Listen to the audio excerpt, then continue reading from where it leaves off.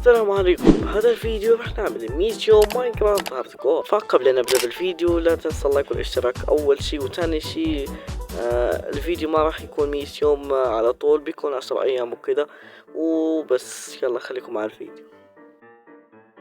اليوم الاول بديت اجمع خشب ورحت على طول ادور لي على كبل الصون عشان اسوي ادوات من الصون وكذا.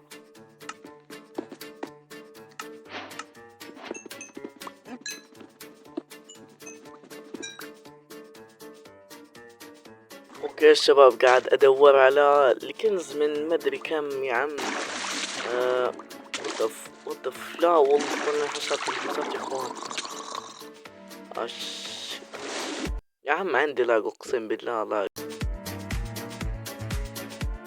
اوكي المحاولة الثانية.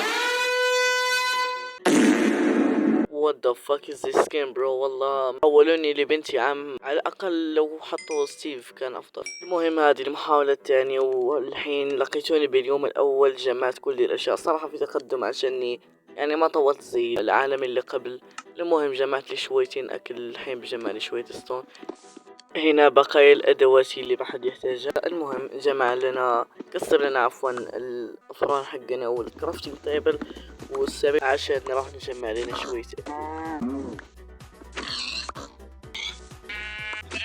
هنا عملت لي تشعبي عشان ما ودي اروح انزل لي كاف على طول عشان لا اجيب ام العيد. المهم رجعت مرة ثانية للفوق عشان قرب يوصل ليل.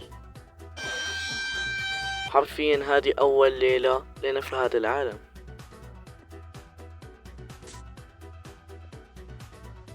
قررت انزل مرة ثانية تشعبي، بس هذا المرة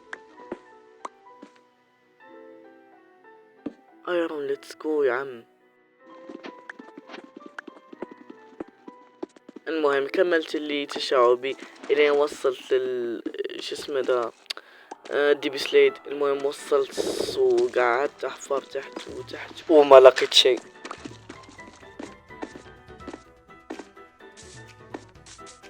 وطبعا زي اي واحد عشان ما لقيت شيء فقدت الامل على طول. طلعت فوق ولما التفت على جنب لقيت انه في كأنه جزيرة او شيء زي هيك مدري.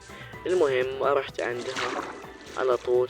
ايش سكن الزفت ده. المهم رحت الجزيرة ديك، وصراحة كنت على امل اني القى قرية او شيء زي هيك.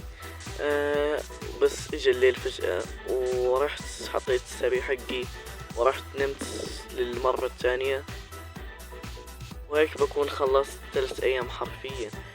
لمحت لي كهف او دخلت كهف او مدري لقيت فيها ايرون.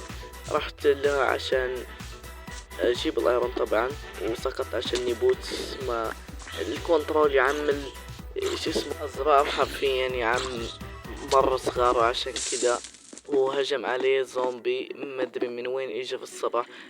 طبعا اجى من الكهف بس انا غبي شويتين. المهم الكنترول زي الزفت زي ما قلت. المهم ضربت جده ضربة، وهنا صار اللي ما كنت حاسس له حساب. شيء عمري ما شفته في لعبة زي ماينكرافت اللي هو ايش اوكي ما صار شيء حرفيا. اوكي ما صار شيء.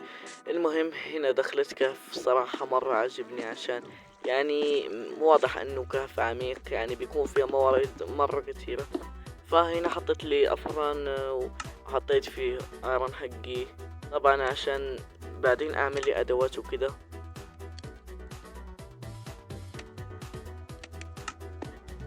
اوكي شباب، هنا وصلنا لنهاية الفيديو. ادري ان الفيديو مرة قصير او مرة قصير يا عم، ما في حد في العالم كله وما سويت 3 ايام، بس عادي يا ما في.